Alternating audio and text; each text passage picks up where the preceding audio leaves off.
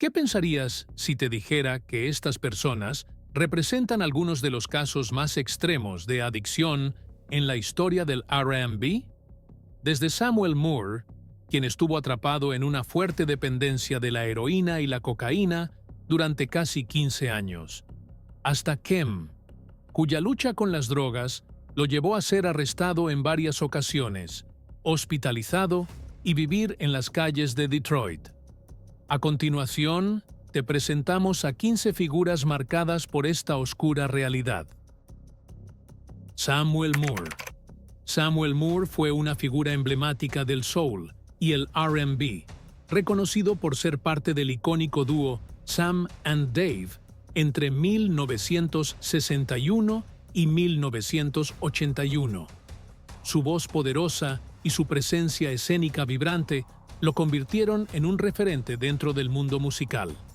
A lo largo de su carrera, recibió importantes reconocimientos, incluyendo su ingreso en el Salón de la Fama del Rock and Roll, el Salón de la Fama de los Grammy, el de grupos vocales y el del Rhythm and Blues.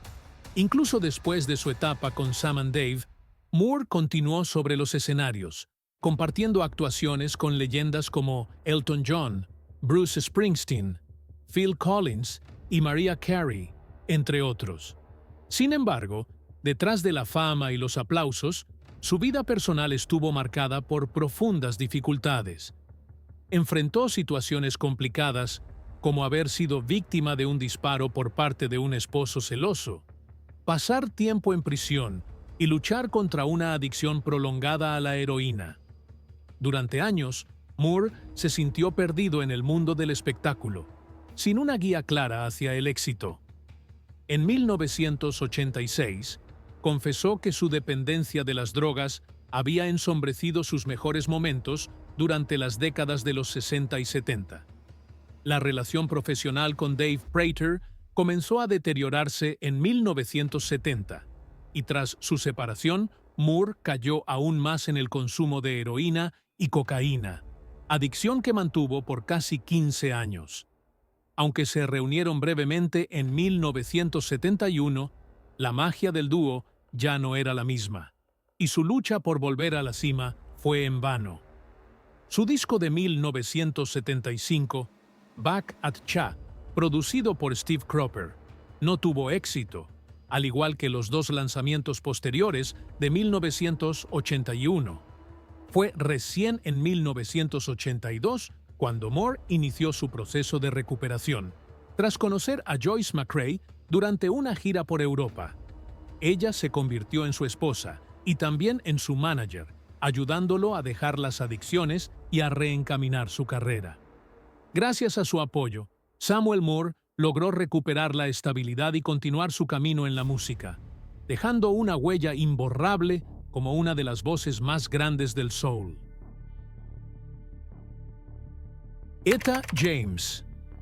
Etta James fue una cantante estadounidense célebre por su voz profunda y emotiva, capaz de estremecer a cualquiera. A lo largo de su carrera, exploró diversos géneros como el gospel, blues, jazz, R&B, rock and roll y soul. Alcanzó la fama con canciones emblemáticas como The Wallflower, At Last, Something's Got a Hold on Me, Tell Mama y I'd Rather Go Blind. Sin embargo, detrás del éxito, su vida estuvo marcada por una lucha constante contra la adicción a la heroína y el alcohol. Estas dependencias la empujaron a situaciones extremas, como falsificar cheques, alterar recetas médicas y, en ocasiones, robar a sus propios amigos para costear su consumo. En 1966, fue detenida por fraude y puesta en libertad condicional. Pero en 1969, violó esa condición y pasó 10 días en prisión. Su vida entró en un ciclo repetitivo de rehabilitaciones y recaídas. En 1973, enfrentó una acusación por posesión de heroína. En lugar de ser encarcelada, fue enviada a un centro de tratamiento, aunque su recuperación fue compleja. En ese entorno, desarrolló una adicción al metadona, que incluso mezclaba con heroína. Pasó 17 meses internada en el Hospital Psiquiátrico de Tarzana, una etapa dura que, según relató en su autobiografía de 1995, Rage to Survive, marcó un punto de inflexión en su vida. Pese a ello, mantenerse libre de las drogas no fue tarea sencilla. Tras su salida del tratamiento, volvió a caer en el consumo, sobre todo al relacionarse con una pareja que también tenía problemas de adicción. Incluso en sus últimos años, esta lucha persistía. En 2010, Etta buscó ayuda una vez más, esta vez por su dependencia a los analgésicos. A pesar de los desafíos que enfrentó, Etta James dejó un legado imborrable en el mundo de la música, siendo recordada como una de las voces más potentes e influyentes de su generación. Amy Winehouse. Amy Winehouse fue una cantante, compositora y música británica reconocida por su voz contralto, intensa y emocional, así como por su capacidad para fusionar géneros como el soul, el jazz, el reggae y el R&B. A pesar de su gran talento y reconocimiento internacional, su vida personal estuvo marcada por una lucha constante contra las adicciones y problemas de salud mental. Durante los años de mayor fama, Winehouse enfrentó una relación muy destructiva con el alcohol y las drogas. En agosto de 2007, fue ingresada de urgencia en el hospital tras una grave sobredosis que involucró múltiples sustancias, entre ellas heroína, éxtasis, cocaína, ketamina y alcohol. Debido a su frágil estado de salud, canceló varias presentaciones tanto en el Reino Unido como en Europa. En diversas entrevistas, habló abiertamente sobre su lucha con la depresión, la autolesión y los trastornos alimenticios. En declaraciones al Los Angeles Times, llegó a confesar: «Pensé que todo había terminado para mí». Su consumo de drogas también tuvo un fuerte impacto en su carrera. En 2008, se le negó la entrada a Estados Unidos para asistir a los premios Grammy, después de no superar un control antidrogas. A pesar de los titulares negativos, sus amistades más cercanas destacaban otras facetas de su personalidad. La cantante Lily Allen, por ejemplo, afirmó que aunque Amy perdía el control con las drogas a veces, también era brillante, divertida e increíblemente lúcida. En 2008, Winehouse decidió dejar las drogas ilegales. 2 años más tarde, reveló en una entrevista que un día simplemente se despertó y decidió no seguir por ese camino. Sin embargo, el alcohol se convirtió en una nueva batalla. Aunque tuvo periodos de sobriedad, sufría recaídas frecuentes. En 2009, un video filtrado mostró aparentemente a la cantante consumiendo crack, lo que provocó su arresto. No obstante, fue puesta en libertad porque las autoridades no pudieron confirmar el contenido exacto de la sustancia. La fiscalía llegó a considerar imputarla, pero terminó archivando el caso por falta de pruebas concluyentes. El fallecimiento de Amy Winehouse en 2011 generó un sinfín de especulaciones. Algunos apuntaron a una sobredosis como la causa, mientras que otros pensaban que fue el resultado de una combinación fatal de sustancias. Lo cierto es que su legado musical perdura, y su historia continúa generando reflexión sobre los desafíos de la fama y la salud mental. Michael Jackson. Conocido mundialmente como el Rey del Pop, Michael Jackson revolucionó la música y la danza con innovaciones como el moonwalk, el robot y la inclinación antigravedad. Sus vídeos musicales y estilo rompieron barreras, contribuyendo a que MTV dejara de centrarse exclusivamente en el rock y abriera espacio al pop y al R&B. No obstante, tras su éxito se escondía una compleja y prolongada relación con los medicamentos recetados. A partir de la década de los 90, Jackson comenzó a mostrar una creciente dependencia de analgésicos potentes y sedantes. En 1993, confesó públicamente que había desarrollado una adicción, la cual comenzó tras una intervención quirúrgica en el cuero cabelludo.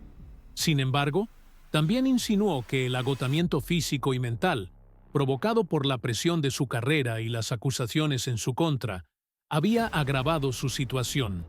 Con el paso del tiempo, su dependencia a los fármacos se intensificó. En 2009, mientras se preparaba para su esperado regreso con la gira This Is It, buscaba desesperadamente una manera de poder dormir. Su insomnio crónico y los dolores físicos lo llevaron a consumir distintos medicamentos, entre ellos propofol, benzodiazepinas y opioides. Su enfermera personal, Sherilyn Lee, relató que Jackson le había pedido ayuda para dormir y que, al negarse a administrarle ciertos fármacos, él insistió en que lo único que le funcionaba era el propofol. Ella le advirtió que ese tipo de anestesia no era seguro, a lo que él respondió que lo había usado antes sin problemas. El 25 de junio de 2009, Michael Jackson estaba bajo el cuidado de su médico personal, el doctor Conrad Murray.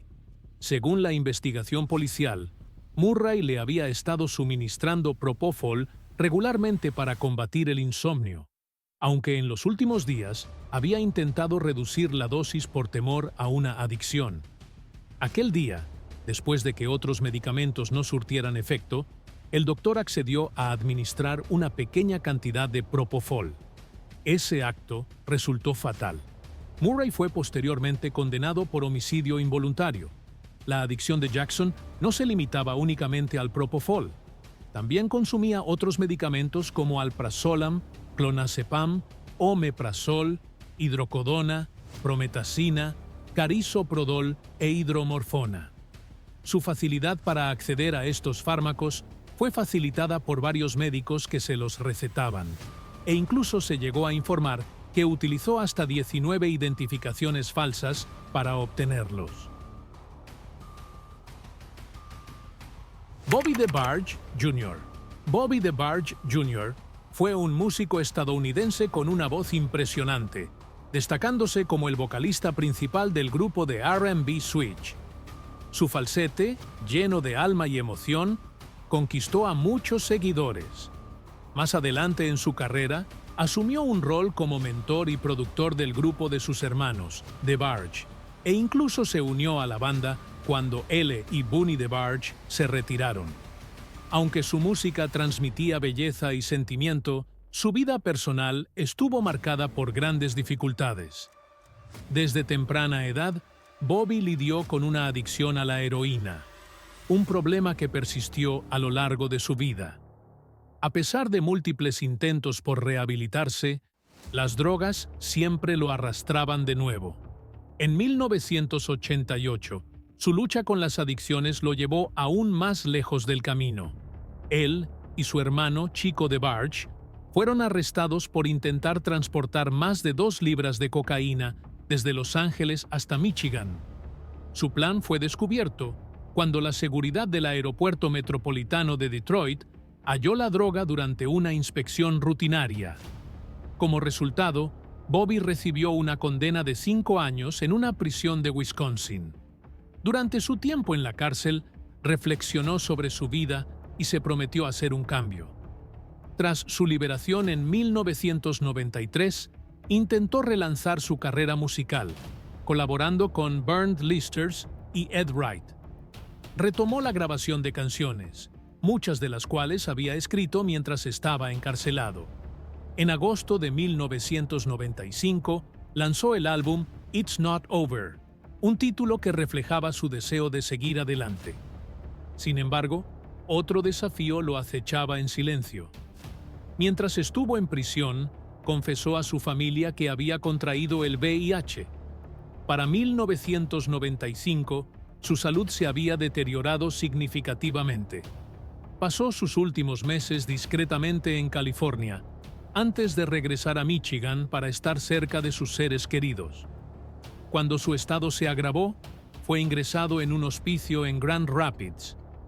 Bobby DeBarge falleció el 16 de agosto de 1995, a los 39 años, a causa de complicaciones relacionadas con el SIDA.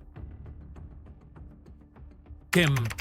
Antes de alcanzar la fama como artista de R&B, Kem vivió momentos muy difíciles marcados por la adicción y la falta de hogar. Sin embargo, gracias a su perseverancia y fe, logró transformar por completo su vida. Antes de firmar contrato con Motown Records, Kem tuvo que invertir en su carrera musical, sin ningún respaldo. Para financiar su primer álbum, Chemistry, utilizó su tarjeta American Express, actuó en una banda para bodas y trabajó como camarero. Todo ese esfuerzo rindió frutos cuando, en 2001, logró firmar con Motown, que relanzó el disco en 2003. El álbum se convirtió en un éxito rotundo, superando las 500,000 copias vendidas y obteniendo la certificación de oro por parte de la RIAA.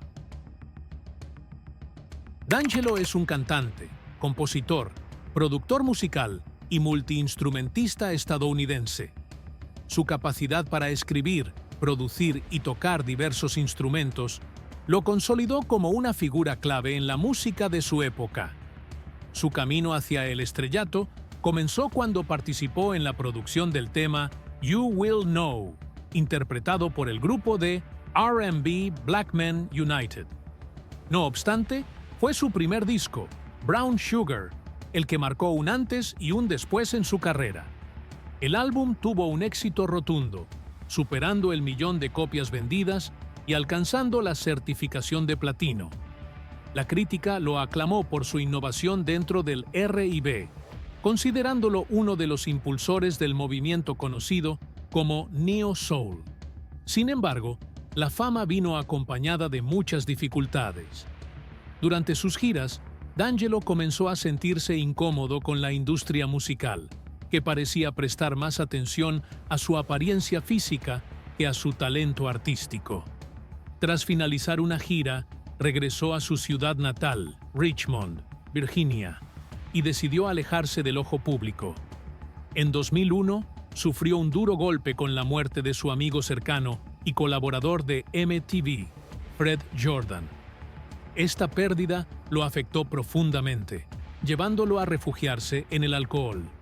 Su estado emocional y físico comenzó a deteriorarse, dificultando la creación de nueva música. Aunque su discográfica esperaba con ansias un nuevo proyecto, su adicción le impedía avanzar. Para 2005, su situación personal se había agravado aún más. Su pareja lo dejó, se distanció de su familia, rompió relaciones con sus representantes y ese mismo año fue arrestado por posesión de drogas.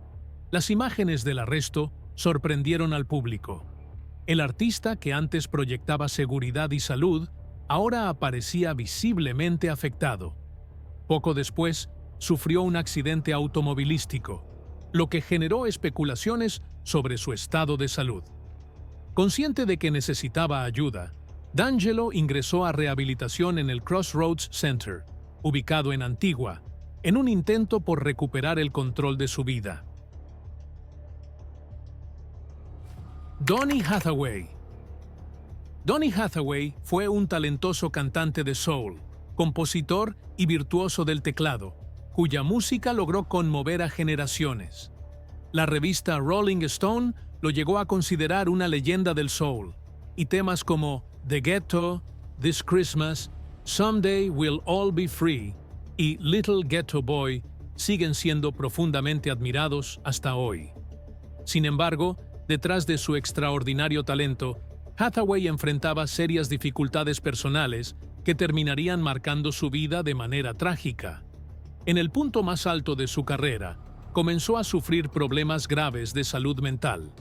Su comportamiento se volvió errático y en 1971 los médicos le diagnosticaron esquizofrenia paranoide. Para controlar su estado, le recetaron una gran cantidad de medicamentos. Llegó a tomar hasta 14 pastillas distintas 2 veces al día. A estos desafíos se sumaba su lucha contra la adicción a las drogas, lo cual agravaba aún más su estado psicológico.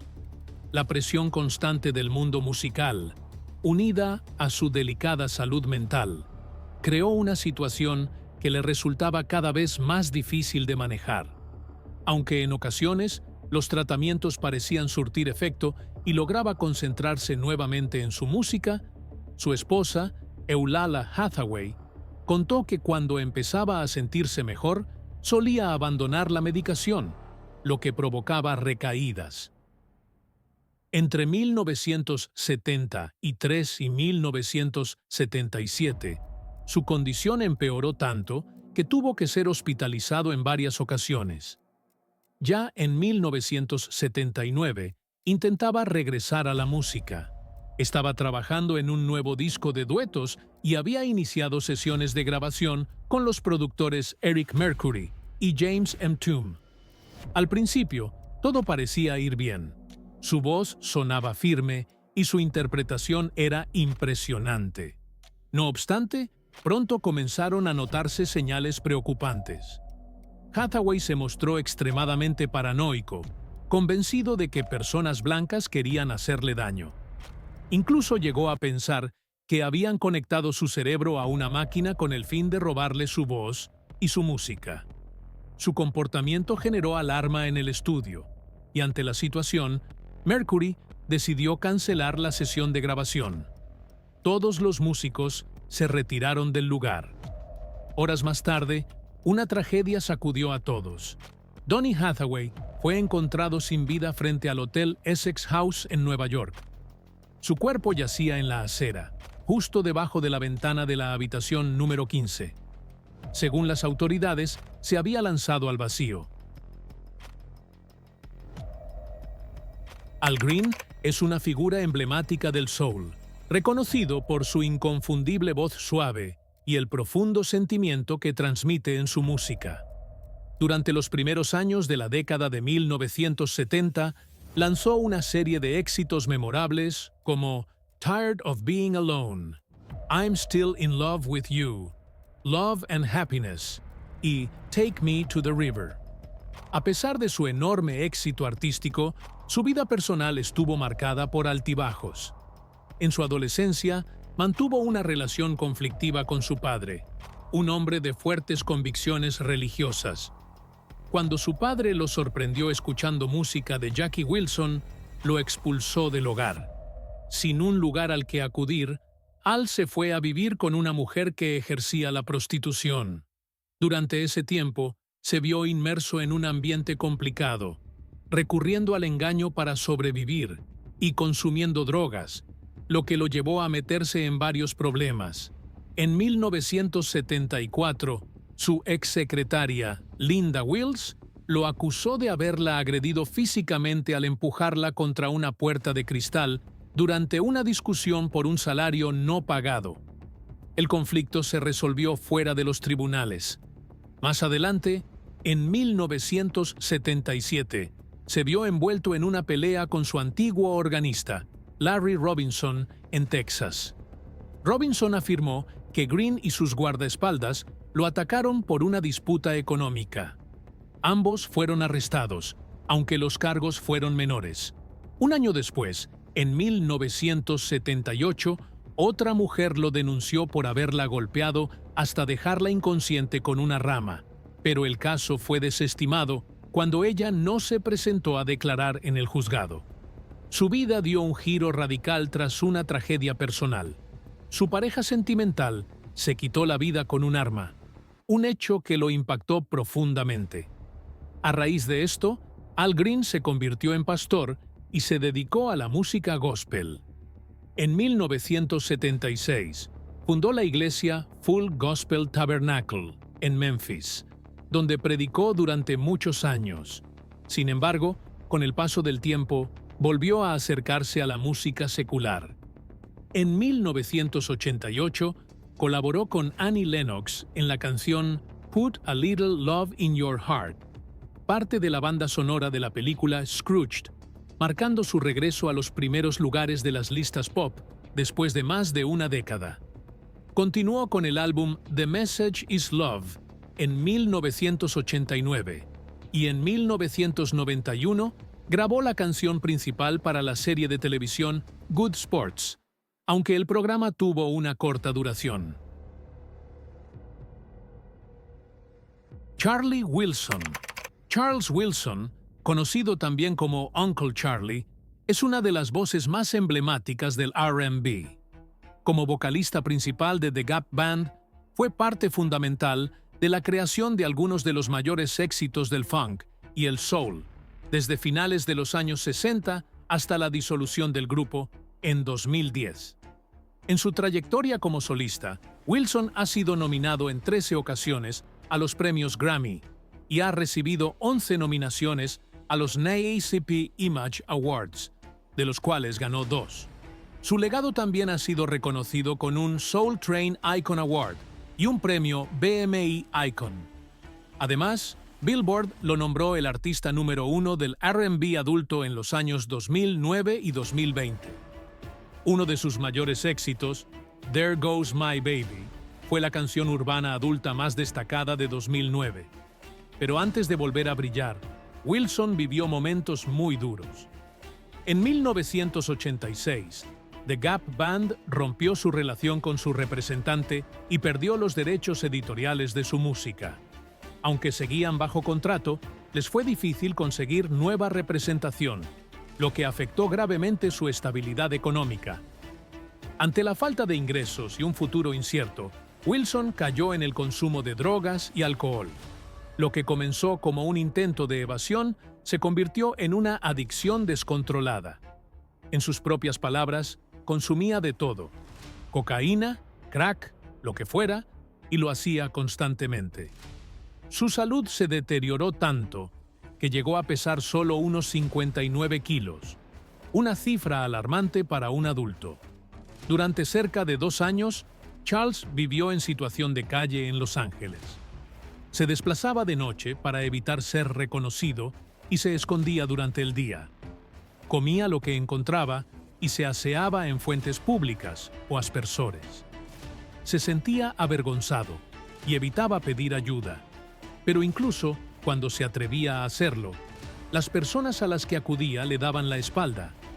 La vida de Wilson pudo haberse quedado estancada en ese punto de no haber sido por alguien especial, Magin, una consejera en adicciones que no solo lo ayudó a salir adelante, sino que más tarde se convirtió en su esposa. Gracias a su apoyo, Charles logró dejar las drogas y reconstruir poco a poco su vida y su carrera artística. Jackie Wilson. Jackie Wilson fue uno de los artistas más impactantes de su época, un verdadero pionero que contribuyó significativamente a la transformación del rhythm and blues en soul. Conocido como Mr. Excitement, era famoso por su energía en el escenario, sus movimientos de baile electrizantes y una voz poderosa que lo distinguía del resto. Comenzó su carrera musical como integrante del grupo de R&B Billy Ward and His Dominoes, pero en 1957 decidió lanzarse como solista. A lo largo de su trayectoria, logró grabar más de 50 canciones exitosas, con 16 de ellas posicionándose en el top 10 de las listas de R&B, y varias alcanzando el número 1 en los rankings de música pop. En total, 14 de sus temas llegaron al top 20, lo que reflejaba su habilidad para trascender géneros como el rock and roll, el soul y el doo-wop. A pesar de su éxito en el escenario, su vida personal estuvo marcada por numerosas dificultades. Wilson estuvo bajo el control de figuras vinculadas a la mafia, tuvo problemas con el fisco y llevó un estilo de vida caótico. Se casó 3 veces, mantuvo múltiples relaciones extramatrimoniales y luchó contra adicciones al alcohol, las anfetaminas y la cocaína. Aunque muchos de sus allegados señalaban que su mayor problema era el alcohol, su consumo de drogas se intensificó con el paso del tiempo. En 1970, sufrió una pérdida devastadora. Su hijo Jackie Jr., de solo 16 años, fue asesinado cerca de su hogar en Detroit. Este evento lo sumió en una profunda depresión, lo alejó de los escenarios y lo llevó a refugiarse aún más en el alcohol y las drogas. A esta tragedia se sumaron otras dolorosas. En 1977, su hija Sandra falleció a los 24 años, aparentemente por un paro cardíaco, y en 1988 su otra hija, Jacqueline, murió en un incidente relacionado con las drogas en Highland Park, Michigan. Durante este periodo oscuro, la carrera de Wilson comenzó a desvanecerse y su energía, que alguna vez lo hizo imparable, comenzó a apagarse. Gerald Levert. Gerald Levert nació en el corazón del soul, siendo hijo de Eddie Levert, el legendario vocalista principal del grupo The O'Jays. La música formaba parte de su vida desde el principio, pero Gerald no se conformó con vivir a la sombra de su padre. Con talento propio, se consolidó como un potente cantante, compositor y productor. Su primer gran paso fue como integrante del grupo de R&B Levert, que formó junto a su hermano, Sean Levert, y su amigo Mark Gordon. Más adelante, se unió a Keith Sweat y Johnny Gill para formar el supergrupo LSG, que reunió tres de las voces más elegantes del género. Durante su carrera, Gerald lanzó 9 discos en solitario, 6 con Levert, 2 junto a su padre y otros 2 con LSG. Pero su legado no se limitó solo a su trabajo como artista. También descubrió y guió a grupos como The Rude Boys, Men at Large y One of the Girls. A medida que aumentaba la presión del entorno musical, Gerald comenzó a recurrir a medicamentos para sobrellevar el estrés.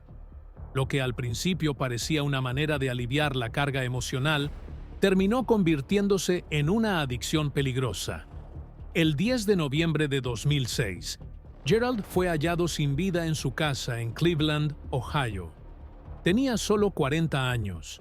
Inicialmente se pensó que había fallecido por un infarto, pero la autopsia reveló que su muerte fue producto de una sobredosis accidental. En su organismo se encontraron varios fármacos, entre ellos analgésicos recetados como Vicodin, Percocet, Darvocet y ansiolíticos como Xanax, además de 2 antihistamínicos. Su familia trató de aclarar que todos esos medicamentos habían sido prescritos para tratar dolores crónicos derivados de antiguas lesiones y operaciones.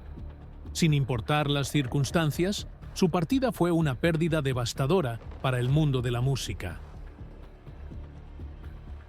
Natalie Cole.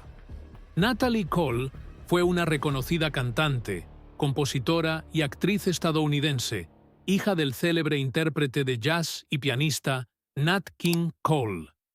Su salto a la fama ocurrió a mediados de la década de 1970 con el lanzamiento de su primer álbum, Inseparable, que incluía el éxito This Will Be, An Everlasting Love. Gracias a este trabajo, Natalie hizo historia al convertirse en la primera artista afroamericana y la primera del género R&B en recibir el premio Grammy a Mejor Artista Nueva. No obstante, tras una serie de álbumes exitosos, su carrera empezó a decaer a principios de los años 80. Detrás del telón, Natalie libraba una intensa batalla contra las drogas. En su autobiografía Angel on My Shoulder, confesó que su adicción se había apoderado de su vida. Se volvió dependiente de sustancias como la heroína y el crack, llegando a tomar decisiones extremadamente riesgosas para sostener su consumo. En sus momentos más oscuros, incluso trabajó como vigilante para trabajadoras sexuales. Su dependencia estuvo a punto de destruirlo todo. Hubo situaciones críticas, como cuando se negó a abandonar un edificio en llamas o cuando su hijo pequeño, Robert, casi se ahoga en la piscina mientras ella estaba bajo los efectos de las drogas. Estos eventos la hicieron tomar conciencia del rumbo autodestructivo que llevaba, y en 1983 ingresó voluntariamente a un centro de rehabilitación, donde pasó 6 meses en tratamiento. Tras recuperarse, inició un lento pero firme regreso a la música. Su álbum Dangerous marcó el inicio de su recuperación artística, aunque fue con el disco Everlasting lanzado en 1987, que realmente volvió a ocupar un lugar destacado en la escena musical. Canciones como Jumpstart My Heart, I Live for Your Love y su versión bailable de Pink Cadillac de Bruce Springsteen confirmaron que Natalie aún brillaba con fuerza en el mundo del espectáculo. Whitney Houston. Whitney Houston fue una icónica cantante, actriz, productora de cine y filántropa estadounidense, considerada una de las artistas más galardonadas en la historia de la música. Sin embargo, detrás del brillo de su carrera, enfrentó una larga y dolorosa batalla contra las adicciones. En una entrevista concedida a Oprah Winfrey en 2009, Whitney habló con franqueza sobre su consumo de drogas y alcohol. Explicó que todo comenzó de manera esporádica, pero que la situación se intensificó tras el enorme éxito de The Bodyguard y el nacimiento de su hija. En julio de 1999, su familia organizó una intervención con la esperanza de convencerla de buscar ayuda profesional, pero Whitney se negó. Para 2001, su aspecto visiblemente delgado desató rumores sobre su estado de salud. En ese momento, su equipo atribuyó su condición al estrés, alegando que simplemente no estaba comiendo bien.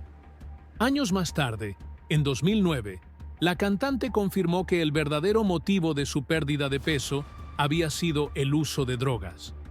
Ya en una entrevista de 2002 con Diane Sawyer, había abordado el tema públicamente, pronunciando la famosa frase "crack is whack".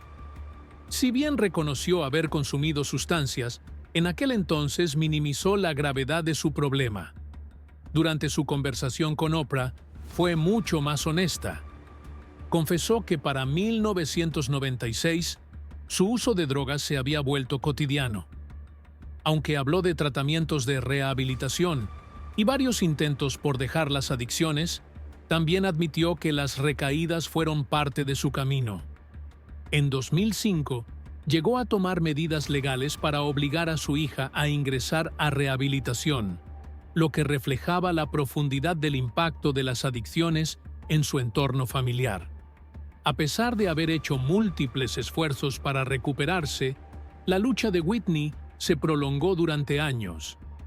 En mayo de 2011, volvió a internarse en un centro como parte de su proceso de recuperación continua.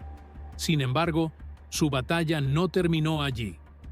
El 11 de febrero de 2012, Whitney fue encontrada inconsciente en la habitación de un hotel. El informe forense confirmó que había ingerido una combinación de medicamentos recetados y alcohol. El análisis toxicológico reveló la presencia de alcohol, cocaína, Xanax y Ciline, un compuesto que se forma cuando se mezclan cocaína y alcohol. David Prater. David Prater Jr. fue un destacado cantante de Southern Soul y R&B, reconocido por ser una de las mitades del legendario dúo Sam and Dave. Su poderosa voz, que combinaba un profundo barítono con un tenor vibrante, fue clave en la creación de algunos de los temas más icónicos de la música soul. La revista Rolling Stone llegó a considerar a Sam y Dave como el dúo de soul más exitoso y aclamado por la crítica de todos los tiempos. Lograron fusionar la intensidad emocional del gospel afroamericano con el sonido pop más comercial, conquistando así al público masivo. Entre sus mayores éxitos se encuentran Soul Man, Hold On, I'm Coming y I Thank You, grabados entre 1965 y 1968 en Stax Records, Memphis, Tennessee. Estas canciones se convirtieron en clásicos del soul sureño, caracterizadas por su energía, su estructura de llamada y respuesta, y una fuerza que recordaba a sermones religiosos convertidos en música. No obstante, detrás del escenario, la relación entre Sam y Dave era tensa y llena de conflictos. Cuando su contrato con Stax finalizó, el dúo empezó a desmoronarse y finalmente, en junio de 1970, se separaron de forma definitiva. después de la ruptura, David Prater intentó continuar su carrera en solitario. Volvió a grabar con Alston Records en Miami, pero no logró alcanzar el mismo nivel de éxito que había tenido junto a Sam. Durante los años siguientes, sus presentaciones fueron esporádicas y, en paralelo, comenzó a lidiar con una adicción a las drogas.